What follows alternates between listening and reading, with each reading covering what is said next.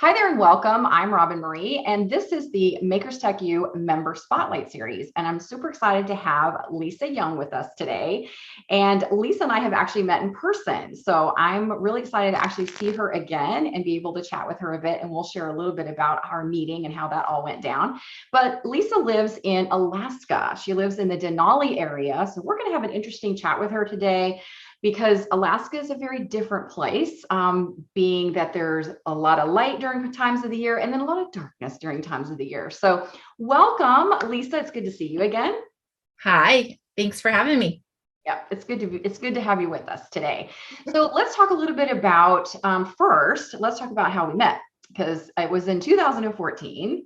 My husband and I were going to Alaska. His family was there for a short time, and we decided we're going to go to Alaska we were gone a couple weeks, but we ended up in Seattle for a little bit too.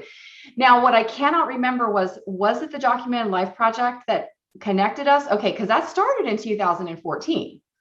It did, yeah. And I like fell in love with you. Like I was just like, I love like all the messy marks. And I was just like, okay, I want to do that.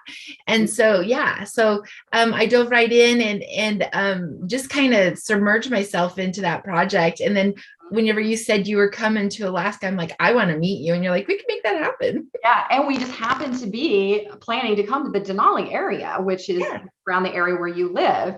And so my husband and I had gone there, and we had I forget, we were staying, most of the places that you stay are just like kind of big houses or like, places like that. Not a whole lot of places to stay. And I remember we had made plans to have dinner. Your husband, after he got off work, met my husband and you. We all had dinner close by. Yes.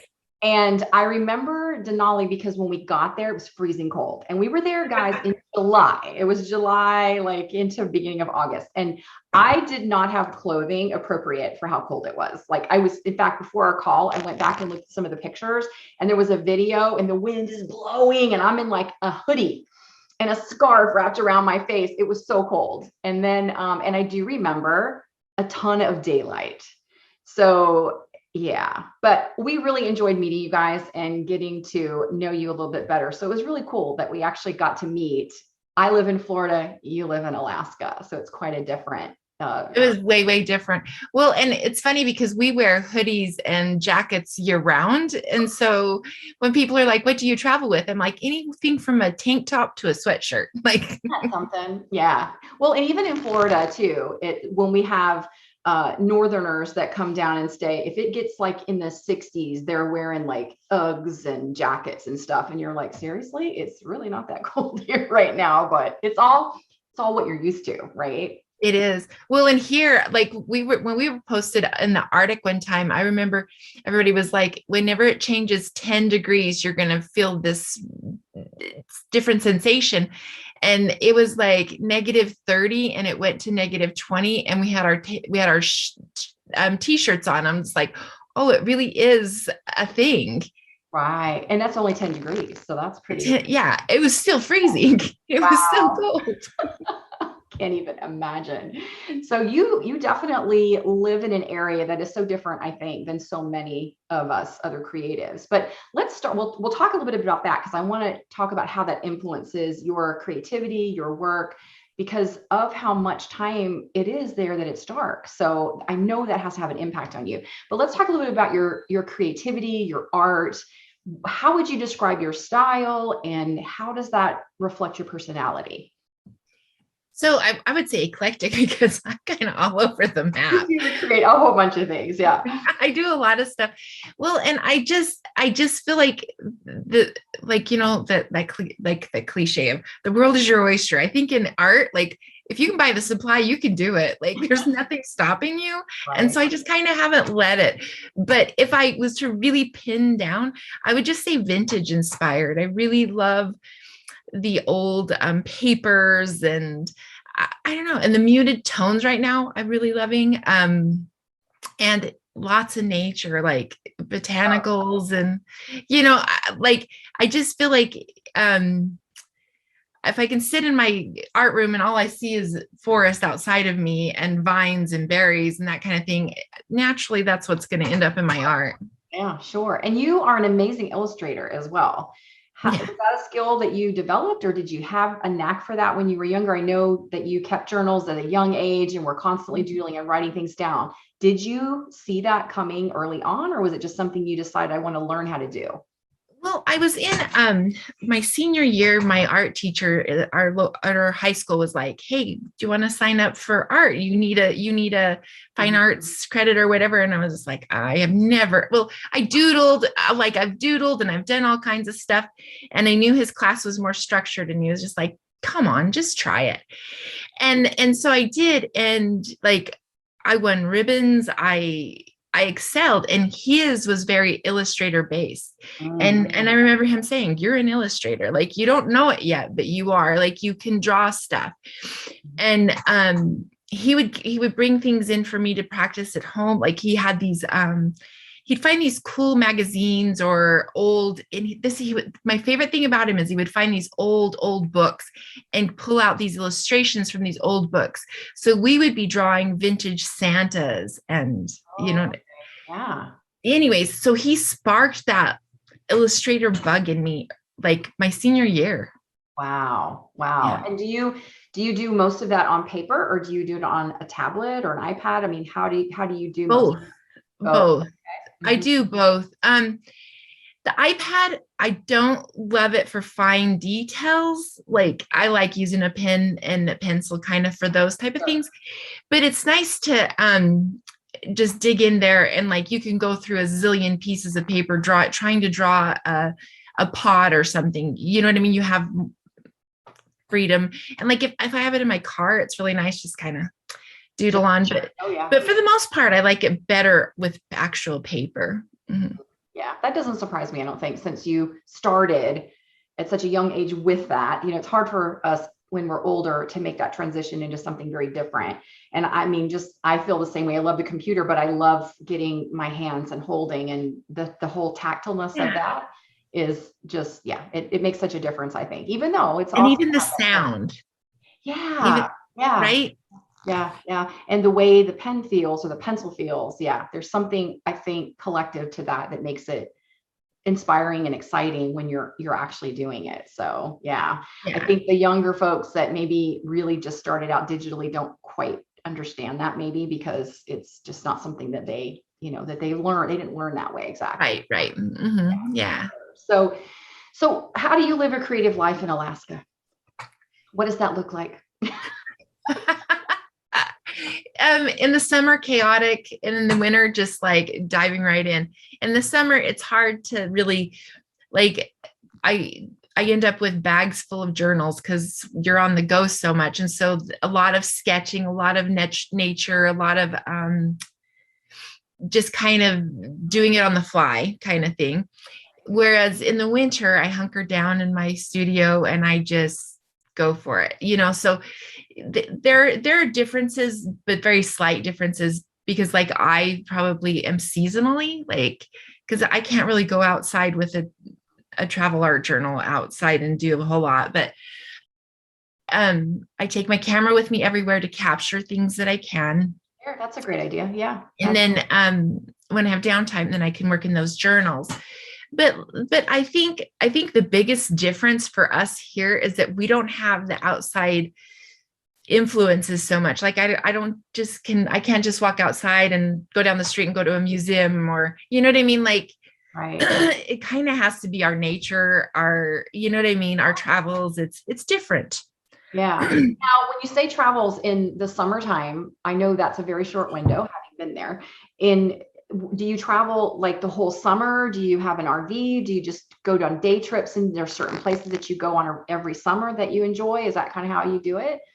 So we do a little bit of both. We've spring breakup in Alaska is my least favorite time. So we usually head to Mexico during spring breakup. I love it. Yep. So we do that, and that's usually around our anniversary. So we like to do that. And then the travels around Alaska are done with an RV. We have a camper, and we just kind of take it and go. And yeah, we noticed that when we were there. It was like everywhere there were RVs, and it was stunning. It was beautiful. I mean, and it was so diverse. The area, like Denali Fairbanks and then south on the Kenai Peninsula, and just how different everything was. And it was amazing. Such a short window though of being able to go out and be in all those places. So I can see where, you have that, you literally have the two seasons of, this is how I create when, it's summer, and then here's what it looks like in the winter months. So do you ever find that the darkness in the winter months affect you? Like, does it contribute to, say, a creative blocks, or how does that play into it? Does it play into it at all for you? For me, it really hasn't recently. Where we're at, we're located, we're kind of north. So we are like, Kenai has more light than us, but because we're further up, but we've lived in darker places. But here, I still have enough light. And then I supplement our little apartment with these big bright lights. Like, they're everywhere, because I'm a plant lover and my plants will die in the winter if I don't have them anyway. So like, I just use them to light up everything. My daughter's like, your house is always so bright. She's like, doesn't it bug you? And I'm like, no, I love it. Yeah. So I just fake the light, kind of, you know what I mean? Sure. And I think that I kind of look forward to that winter hunkering down, just kind of creating. I always have a stitch project at my lab. You know what I mean? Like, I kind of look forward to those times in the winter that things slow down a little bit here, because we get such an influx of population in the summer. Things change for us here. And so the winter, it's really nice. Yeah. It's like when in Florida, when the snowbirds come from the north, and then driving around is a nightmare. And then when they leave, it's like, woohoo, we've got our town back, and it's not quite as crowded. So, I mean, a little bit different, but I mean, I think everywhere you live, there's probably some element of that you deal with, so yeah, for sure. So let's talk a little bit about your creative process, because I think you have said that you create in kind of two different ways. And so I'm kind of curious, let's share that with our listeners and our viewers on how those two different ways of approaching your creative practice is different. So years ago, I read that book, The Creative Life, by Twyla Tharp. Creative Way. I have it here somewhere. But anyways, in there, she talked about triggering your brain. So like having like these rituals that you do that trigger your brain. This is what I'm going to do. Okay. And so I always like light a candle, have a yummy cup of tea or something, that I really enjoy. And I started adding a piece of Italian chocolate.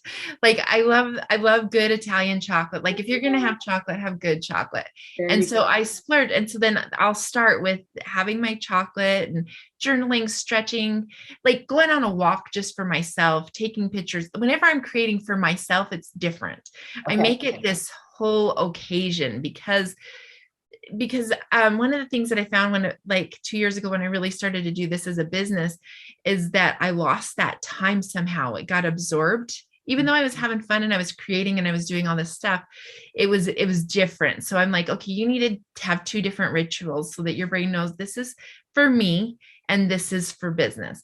Mm-hmm. And so I do try to take that time that is just for me and make it a little more special. So that's why the chocolate and the tea and the candle and the music or a podcast or something, I listen to something.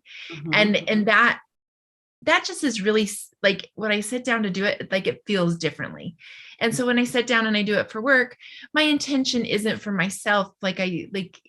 I don't know, like I always say a little prayer and an intention before I start something like this. And whenever I start for myself, it's for me, for my creativity. Right. And whenever I sit down and I'm doing it for somebody else, my prayer, my intention is to help somebody else that's struggling with their creativity or be there for somebody else in a different way. Like I try to just keep them separate and honor each space as much as I can. I don't know how to explain it, but it's kind of a sacred space, I think. That's interesting. I've never spoken with another creative who does that or has that way of doing it, where it's like going to a spa. This is my time. And yes. I want all of these things around me, the pretties, the smelly things, all the good stuff that pampers me and prepares me. And then the other. So that's interesting. I've never spoken with anybody who approached it that way. No, it's great. It's how we learn, right? And find out, well, what do other people do and how do they approach it? So, Well, so what is your biggest obstacle when it comes to creating? And I know what you're going to say because it seems like we all say the same thing, other than if we had toddlers running all over the house, which would be a distraction. But what is yours? So I think there's many. Sometimes it's over inspired, or sometimes there's just nothing there. I don't like specifically, I'm trying to think of what you mean by that. Like just like what blocks me at all. Yeah. Yeah. Well, yeah, I think maybe sometime, well, it's a combination, like you said, of things, different things at different times. It could be, I think it's sort of like, we'll use the analogy of the seasonal thing where it's sort of like, okay, I'm really busy working on this. So now I don't really have the time. Do I have the time? It's going to be really hard for me to make time. Or just there's too many commitments. I've committed to too many things. And now I don't have that pocket of time. And, or I have other responsibilities in my life that, come into play. And it's hard. I mean, is there really truly a way to balance everything? I don't know. I don't think so. I don't think so. I think we just kind of We start wing juggling. We wing it. You're like, okay, here we go, here we go. Sometimes I find too that I'll actually literally put blinders on and go, I don't care if anything falls through the cracks for the next 24 hours. I cannot do anything else but what I have to do right now. And then just focus on only that, and then there's times I'll go in the studio and do the exact same thing. I'm like, I don't even care if the house is burning down right now. I'm doing this right now and I'm not going to be disturbed, so yeah. Dedicating that time. Yeah. Well, and I have had to do these things where I have, sorry, my thing fell off here. Where I've had to just say, okay, today, like my least favorite thing, I like my top 3 least favorite things, put them to the top and get them done, because that can kind of block me creatively throughout the week if those things are lingering. Yeah. And so like, what are the hardest things? What are like selfies? Stay like that trips me up for a full day. Like I don't know what it is.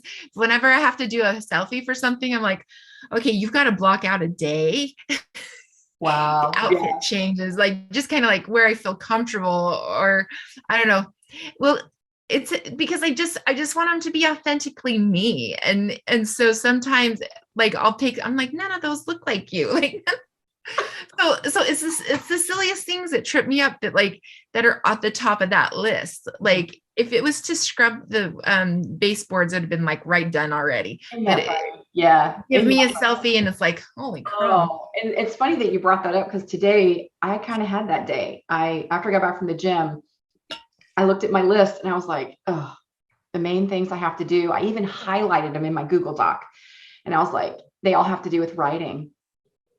And they kept moving them from day to day. And I was like, you can't do this anymore. You have to get this done. So for me, it's writing. It's sitting there and having to write something. And I'm like, oh, I don't want to do this. But then I'll find too that once I get going, it's like, okay, that wasn't as bad as I thought it was going to be. But then the next time I still have that mindset that it's still going to be horrible and it's not going to be easy. But I think that happens. You're right. And I think you just have to be like, all right, I got to get this done. Like cleaning the studio. I got to get that done because then I won't be able to get in there and be creative and do, because I can't find my table or whatever. So I think we all have that. But so your favorite brush is missing. Yeah, I know, exactly. So how is your creative journey or your creative journey, your art, how has all of that changed from the beginning, which started kind of in high school? So how does it change? Well, so like whenever I was a little girl, the big pin that I talked about in the spiral notebook, like my mom was free spirited, and she would throw you in the car, forget snacks, but have art supplies. I don't know what the deal was, but that was kind of the thing. So we always counted on art supplies. So a big pen and a ruled notebook was my way of doing stuff. And I would just kind of sit there and doodle.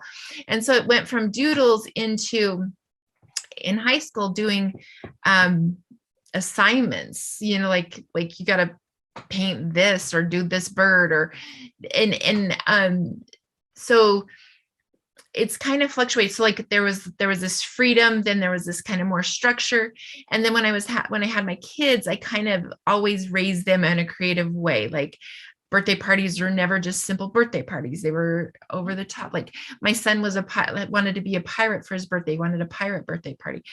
We made a plank so they could walk the plank, and we made them all swords. And I don't know, just everything was kind of driven by what's happening in my life. So when I was raising kids, it was throwing the creativity into them. And then, you know what I mean? It flows with what's happening with life. And then the documented life came up, and I was just like, okay, I love a journal. Like I've got to do this. And I had so much fun. And that thing, I swear, weighs like 30 pounds. It does. Mine got so big, I had to take it January through July, and I had to buy a second one to do like the rest of the year, or like June, and then July through December, because it was so humongous. I couldn't work in it anymore. It was like the whole thing's going to crack open and be, ruined. But yeah, exactly. So. Yeah. Well, and you guys were good about giving us prompts that made us think out of the box, and I love out of the box thinking. Like I love, like, you can do whatever you want. And so I loved that. And so the prompts were good for me. They sparked that back up in me again. And so I started taking some Canvas classes. I took a class from Flora Bowley. Mm-hmm. And I love her. And so I got into canvases, and I painted a bunch and selling a bunch of those. And then, it goes along, and then you're like, okay, where am I in all of this? Like, as I started doing commissions, and I started doing, and then I'm like, none of this feels like me anymore. And so I pulled back. And when you have a clientele that are paying big money for canvases, that's not real fun to tell them, I'm just not doing it anymore. It was really hard. It was like, it wasn't a rip the Band-Aid off. I like slowly peeled that Band-Aid back until I was just like, I want to get back in my journals. That's where I have, I don't know, my most joy.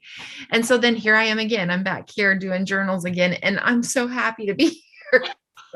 But that's it though. I mean, I think especially when we make this a business, and I mean, that even happened in my experience. So I started a stamp company, and that ran for so many years. And finally, I remember telling my husband, I don't want to do this anymore. I want to do something different now. And then he's like, what? Are you sure? I'm like, yeah, I'm sure. And I did kind of rip the Band-Aid off. It was sort of like, this is when everything's closing. And it was like, what? So, but I don't have any regrets. It was the right decision. When I started that part of my business and my creative life, that was at the right time. And then you grow and you evolve and you change. And then it's like, I want to pursue something different. And it's hard because, like you said, you have people who are counting on you, and I still get messages even 3 years later. Can I still buy those stamps? No, I'm sorry, they're not available anymore, So, and you kind of feel bad because you're like, oh, no, my husband's like, are you sure you don't want to bring that back? And I'm like, no, I don't, because I'm not there anymore, So, well, now you've had I guess it was probably early on when I started Makers Tech U that you've been with me from the very beginning. And one of the first websites that was actually launched as a result. So how has that changed for you? Because that was a different element that you were bringing into your creative business as well. How has that changed things for you? So I just never thought I would have one, to be honest. I never thought I would have a website. And so whenever you started doing this, I was just like, oh my goodness, this is a game changer, just because I didn't have my place. Like Instagram's not mine. Facebook's not mine, but like to have your own place. And it's funny how other opportunities come to me through that website, not through Instagram. Right. Yeah, I'm with you. I hear you. And you have a beautiful website. And I remember as you were working on it, and your flair for your illustrations and all of that, your personality truly comes through. That way, when I go there, or I'm somebody else who visits, I can tell something about you instantly. Your Instagram kind of does, but it's not the same thing. Mm-hmm. And how many times do we find somebody either, whether it's on Instagram or Facebook or somewhere, and we go, oh, do they have a website? And then that's the first thing you want to go is check that out. It even adds some validity to you and what you're doing, and you're serious about it. And of course, it's a lot easier to sell your products when you have an online store. And you do, and you have, you know, a lot of things that are just super unique in there. And so I know that makes a huge difference. Did you feel at all before you started that you could, like, how did you feel about it? You're like, I got this, I can do this, I just need a little help? Or were you like, I'm not really sure? Like, was that something that kind of held you back because you weren't really sure about the technology, or how did that come into play? Okay, so I was sure that I didn't like technology. So I was not unsure at all. I was like, I don't want to do this. I don't want to do it. Yeah. I don't want to do this. And well, even like I tried to even remember, I tried to con my son into doing it for me. He's going to college doing this stuff. And he's like, okay, I'll help you. But then it wasn't enough. It wasn't. And so then what I did is I set my iPad up with your videos, and I set up my computer, and I step by step, I think I watched every single video and just step by step did it. Yeah. And I remember thinking, if I hadn't had this, I wouldn't have known to check that. And it would have been important. Like, there was just so many little things that I could have never done it without you. I just couldn't have, you know? And so it was, well, and now I can go in there and I mess around. If I mess up, I can figure it out. If I don't, I call you and say, help me. Marco Polo. That's what I do. I Marco Polo you. And I'm like, help me, please. Oh, I love it. I was like, you're the I get the most Marco Polos from you. It's hilarious to be like, and our time zones are so different that it's like at the most obscure times. And it's like, oh, okay, she needs some help on this, but I love it because it's important to me that you feel like I can do these things myself. Like, and that's reaching that point and going, if I need to make a change or I want to do something different. And you have, since you launched, I go in there every now and then and look at my members' websites. And I was like, oh, she's gone in there and done some updates and some changes. And I love seeing that because you did that on your own and you knew how to do it and you were confident that you could. Now, other parts of your business, a newsletter, having an email list is something I know has been really a game changer for you as well. Well, and like recently with Instagram changing and that kind of thing, I've kind of really had to evaluate how I want to do things. And I'm fine with doing reels and I'm fine with doing all this other stuff, but it's turning into not a place where you launch a business kind of from. I'm feeling this decline in that. Yeah. And I'm like, and I just was sitting there and I was trying to figure out, a lot of times you journal and like, what are some ideas? What can I do? And it's always back to my newsletter. You've got to beef up that newsletter. Mm-hmm. And so I started to get excited about some ideas. I clustered some ideas, webbing, like, you know, how like you put an idea. Mind mapping. Thank you. Yeah. Mm-hmm. And it all came back to like restructuring my newsletter and making sure it's more consistent and, holds things not only that I'm excited about, that maybe other people will be excited about. Mm-hmm. Right. Like I'm I'm working on a newsletter right now where I did my top 5 classes. And as I was doing it, like the classes have shifted in what the numbers were and stuff. And so like, I've had to redo it and stuff, but I'm like, oh, this is fun. This is interesting for me. So like just something. So the newsletter for me is, I always have contact with them. Like I don't have to rely on an algorithm. I always check my emails. Right. I do too. I mean, and I get bazillions of them, but there's those certain ones that I get excited about when they come into my inbox.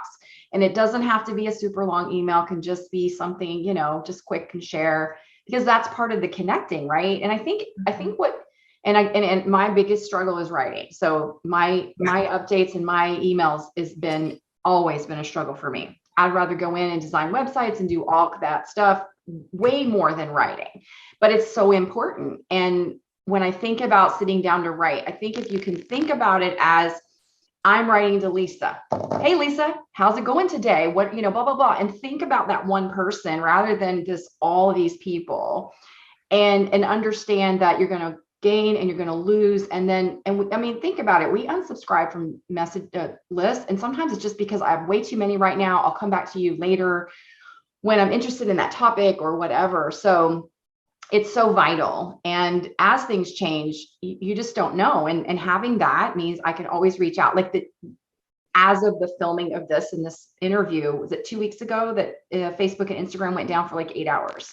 And it was like, okay, no problem. I just get on there and send an email out, here's what you can do while everything is down, and so it it was great because I could still talk to my community, even though we weren't on social media. And the thing is, there was a time when we didn't have Facebook and Instagram, and we had to be creative and find ways to promote ourselves, and not just promote ourselves, but get out what we're sharing and how we can help and serve and benefit others with the same interests that we have. And so there was a time when we had to do that. I know that sounds shocking to some of you who are younger, or be like, yeah, we used to have to do that. I know I used to travel. I used to have to go teach at art retreats and get my name out there that way, and then take emails and, put them into the system, because that's all we had. So yeah, things have definitely changed over the years, but good, bad, all of it. So, so let's talk about what would you like to see as far as changes in your creative life, business, whichever, in the next 6 months, let's say?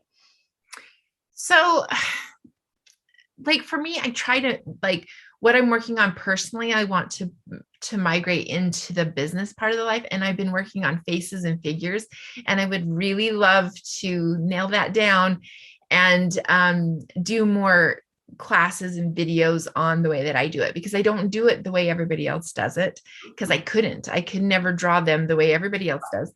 And so it would be fun to maybe do some of that.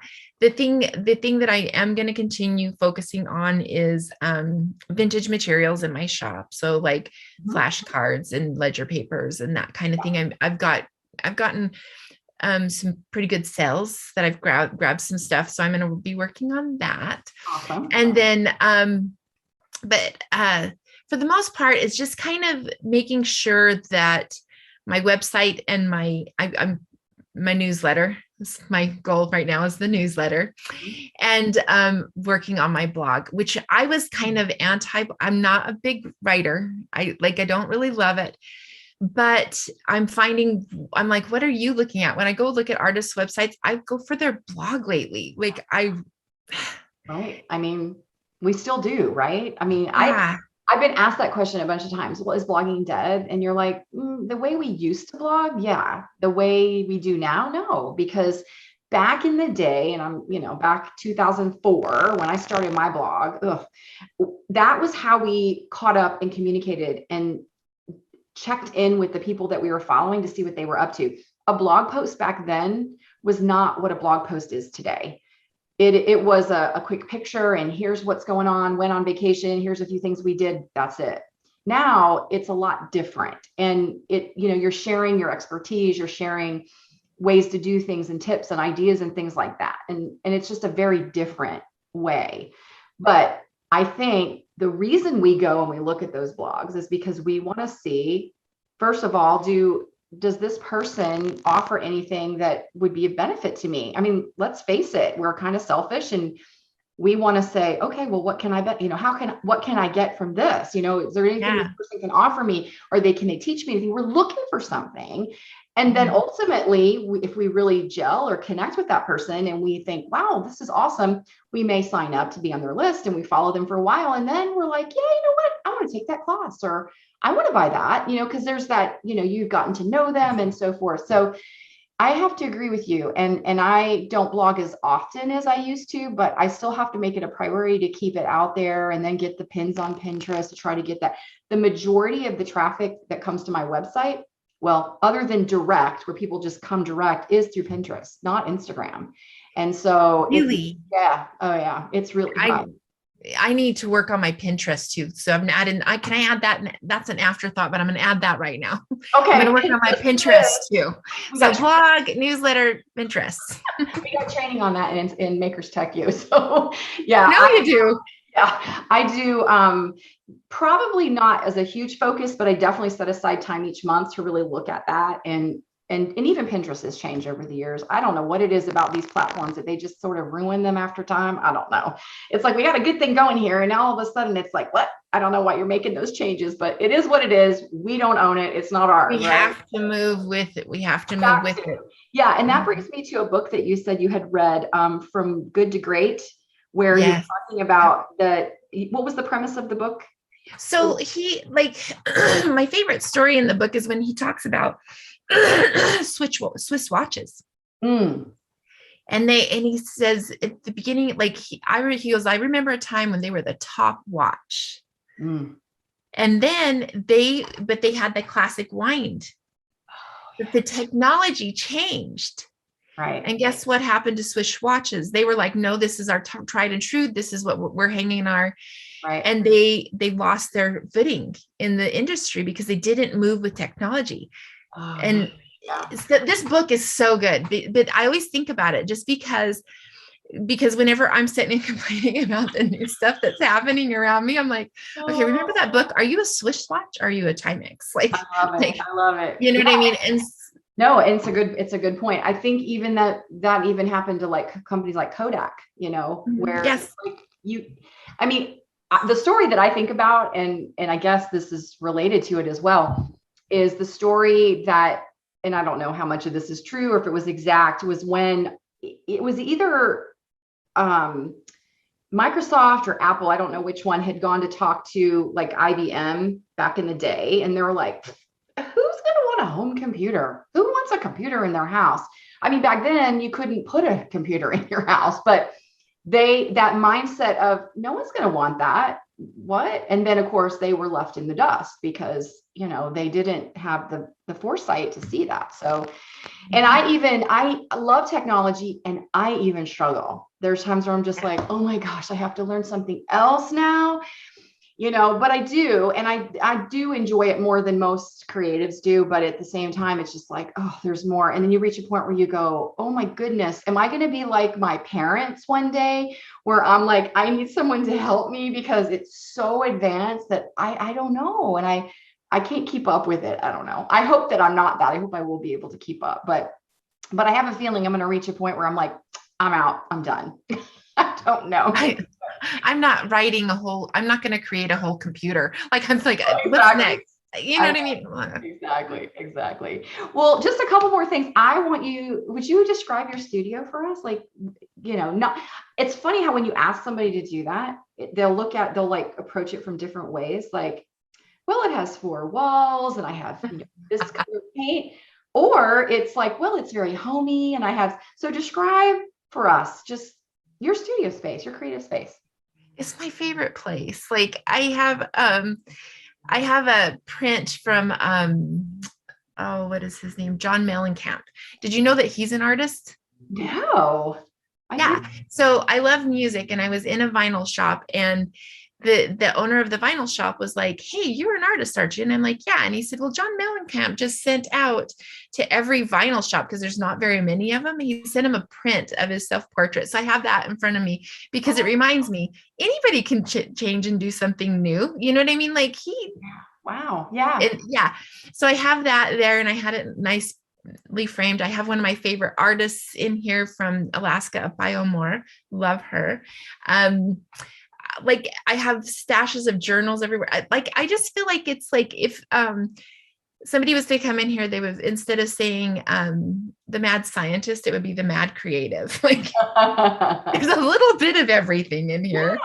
Yeah. It's just like nooks and crannies of things. I have my stash of good chocolate in here that my granddaughter is like, hey, can I have some of that secret stash over there?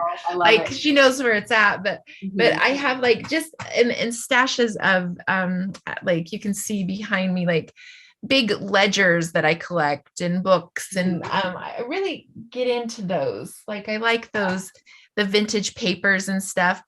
And then I have like, I'm always been, so this comes from in the beginning, doing the documented life.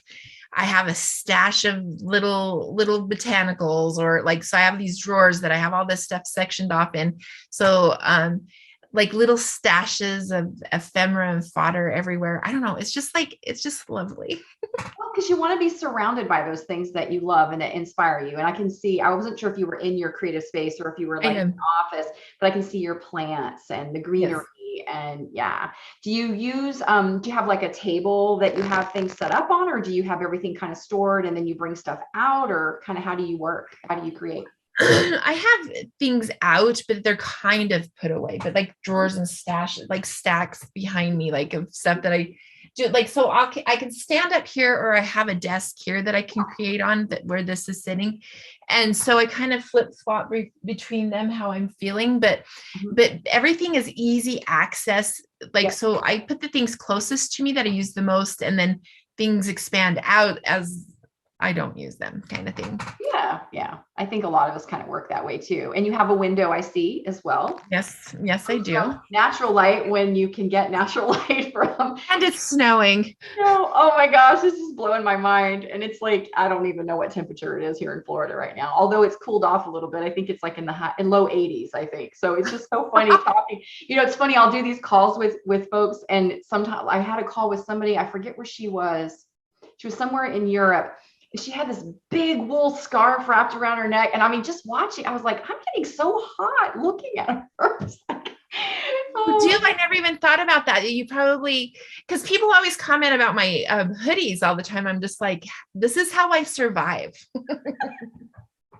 Yeah, no, it's just funny because you know that depending on where everybody is, it's just so different. You know, it's not, you know, and I can see I think they look like Christmas trees, but those really tall, I don't know what kind of trees they are, but I can see them out your window. And I love spruce. And of course, you've sent me videos before of your snow and your trips and your driving. And of course, I see them on your stories. So it's always such a contrast. I think we've done it in the past where you'll send me and then I'll send you. And it's like, wait, here's what I see, here's what I'm seeing. So I love that. So, but I am so glad that we actually met in person and have been communicating and just kind of hanging out with each other online since then. So it was really cool getting to meet you. And one thing I remember is how tall you are. Because in the picture, I mean, I didn't know how tall you were. I know that. In our picture, I don't even know how tall you are, but I'm like really short next to you. So I was like, you're really tall, and your husband's tall too. So yeah, well, and I remember thinking, okay, she's like a Martina McBride. She's just tiny.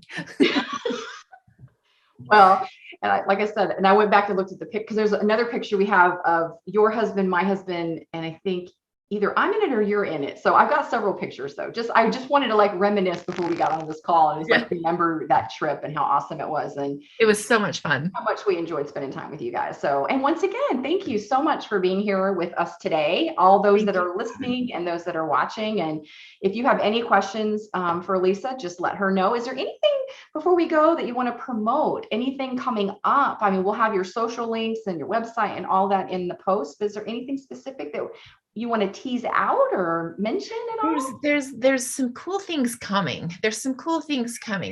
And they're in the way of collaborating. So I like that. So I'm super excited about that. Okay. All right. Awesome. We'll have to be looking for that. So follow Lisa on. Oh, before we forget, let's talk about the spelling of your name, because I wanted to bring that up because it is different than you think it is. I know those that are looking and watching are going to see that. Is there a story behind that? So I just go back to my mom was a free spirit and nothing ever got spelled exactly how you were supposed to. Like my sister's name's Heather. It's spelled different. She like has HETHYRE.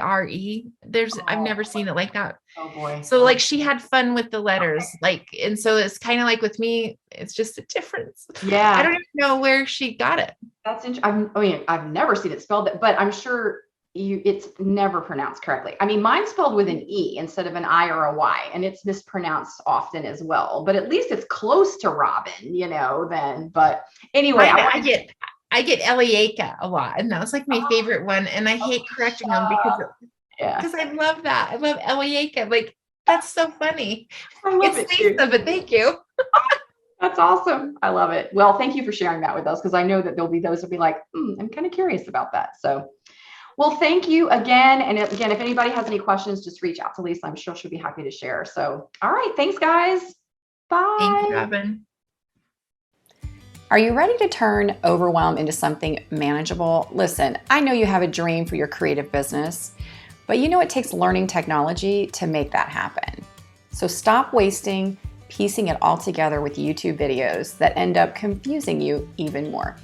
Let me help you make learning and mastering the tech easy and fun, so you can spend more time focused on your art passion. Take a look at Makers Tech U. Investing in yourself is the best investment you can ever make. So check it out at Makers Tech U. eleaca.com/join. And I hope to see you on the inside.